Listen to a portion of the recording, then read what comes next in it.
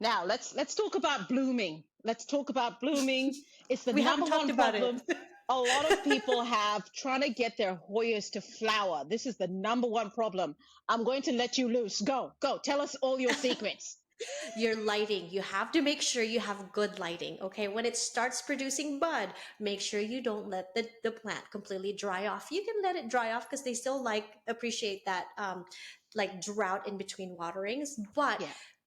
Hoyas that are blooming requires a lot of energy, so you have to give them lots of light, and you have to give them a good amount of water. Now, if you feel like you're really still having a hard time, a little bit of like an oomph, with a fertilizer, get yourself a blooming fertilizer, and it will definitely help. All right, let's go back to light because you talked about some interesting things at the start that you haven't touched on now. So you were talking about the duration of light and dark, and how you can vary that, and how Hoyas respond to that. Can you just expand on that a little bit more? My experience with a lot of the Hoyas that I have. So we have a greenhouse that gets a lot of light. It's very open. I don't have a lot of shade cloth on it. And during summer, when I mean, it's warmer too, but in the greenhouse, it stays pretty warm all year long. And that's why I can kind of speak about the light. When the light is the intervals are longer, they tend to like it more. They tend to like enjoy it more, and they tend to flower more.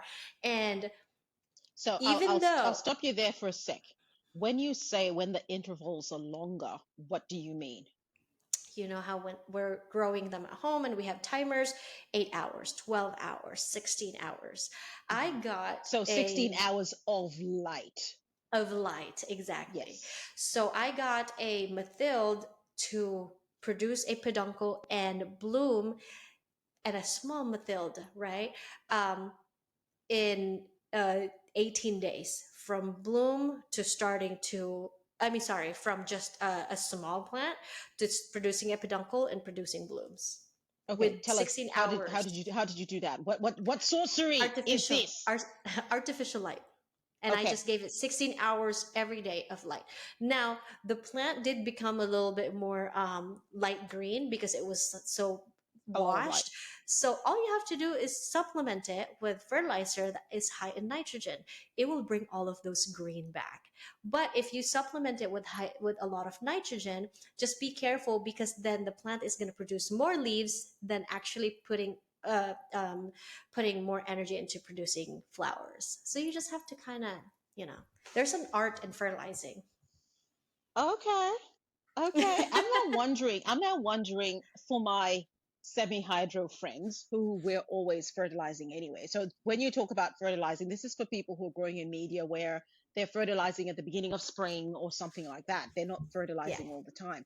So we're fertilizing all the time. So I guess that takes that out of the equation. So we're then looking at just light.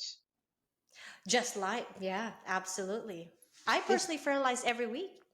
but you've got a plant shop and you're strange. Most people don't do that. That's true. So you're just going to want to give it some light. And also, it depends on the Hoya that you're trying to grow. There are some Hoyas, especially the cool growing Hoyas, like Thomsonii. Oh my gosh, Numeroloides. You need to have one of those if you don't have one yet. I know they're widely available. I don't have one. Those ones, you're going to love it. If you can find a Numeroloides, oh, girl, before fall, you got to go get one before fall. They love hot daytime, long, cooler nighttime.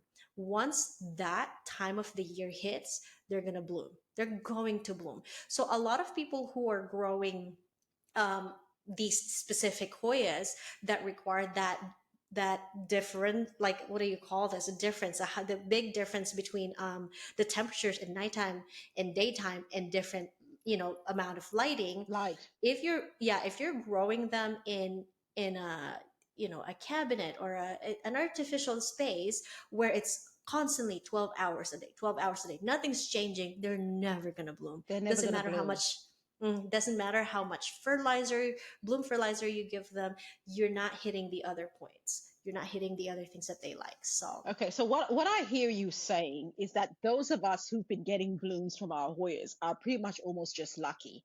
We probably I wouldn't say well, lucky. okay. I'm going to speak for myself here. I'm going to speak for myself because I am not doing any of the stuff that you're talking about. So I've been lucky, okay?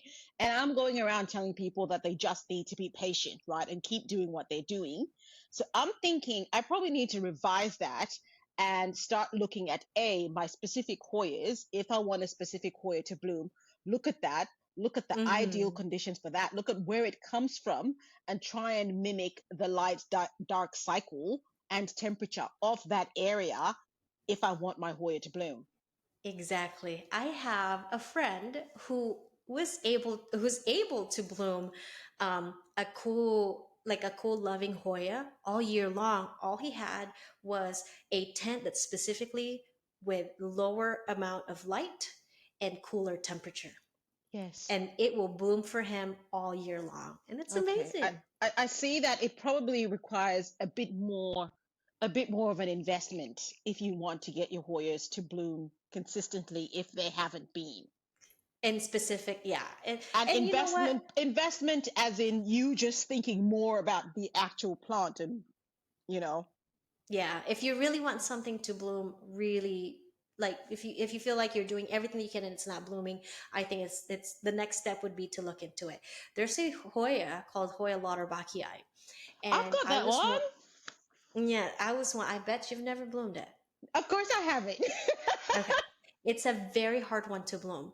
And I've heard so much about it that nobody has bloomed it in cultivation here in the mainland in US except botanical gardens. Wow. And I'm just going to toot my own horn here. Toot toot. You, I was able to bloom it. I bloomed it. So I was one of the first ones. And I just researched it and I said, how do they grow in the wild? What do they like? And it says they love heat, like really, really, really hot temperature. And they right. need to be able to climb really high first before they can even start producing buds.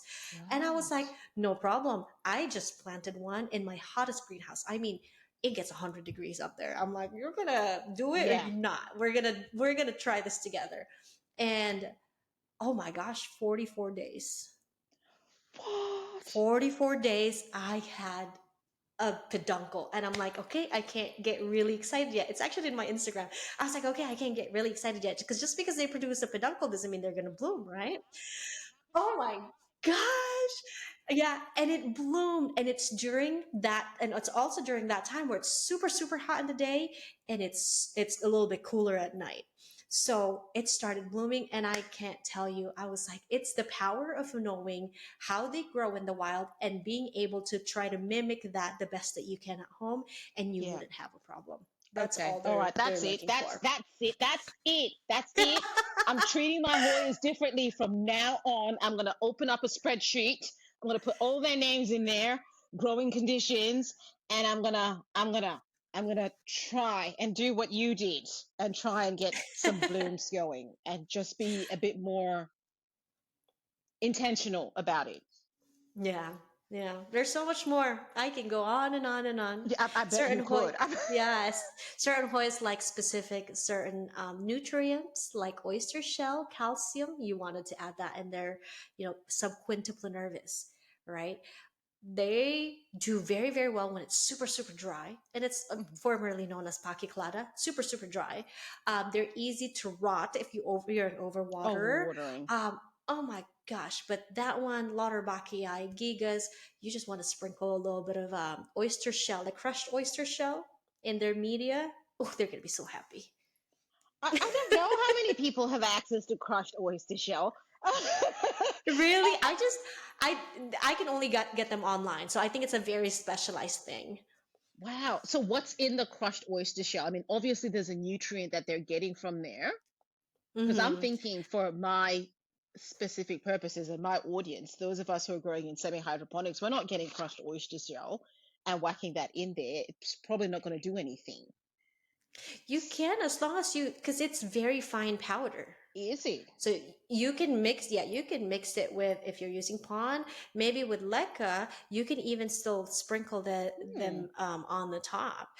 Certain ones are called the ones that are growing on limestones. There are multiple Hoyas that grow on Yeah. limestones on the wild. You're going to want to put limestone powder there, Hmm. and they're going to be so happy. They're going to love you so It's much. very, very interesting. I mean, of course, we've always known that Hoyas are very different. You can't really treat them the same. And Yeah. it's, of course, depends, the way you treat them depends very much on where they come from, right? Because, like you said before, some like humidity, some don't. It's just so Mm-hmm. varied. And I think a lot of us, myself included, have sort of just like, all right, well, then Hoyas, and you sort of treat them the same. And then, and the ones that work in that environment that you coincidentally seem to have, they do well. But the others, then you're struggling with either blooming or getting them to grow the way they grow because we're not providing that environment. It's plant care 101, isn't it? Yeah. Basically, any plant, Yeah. not just Hoyas. Provide the environment that the plant is used to genetically, where it comes from, and you'll be fine. Exactly. But I think we tend it's because I think we tend to think Hoyas are easy. Yeah, and it's true. Like I said, 80% of it is so easy. And then you get some that are just like, wow, I love that. That one's so pretty. Well, that one's a cool grower, right? Polyneura. Hoya Poly, beautiful. I believe you guys have Polyneuras as well. Yeah. And some people are like, no matter what I do, the leaves are limp, but it's not dying. Well, it hates heat. It's a cool growing Hoya. I left it. It got snowed on, and it was so happy. Oh wow. My Hoya Polyneura got snowed on, and it's the happiest I've ever seen it. And so the heat, even if and we might think it's not that hot, maybe 90 degrees, Fahrenheit, um, the cells It's start too dying. hot.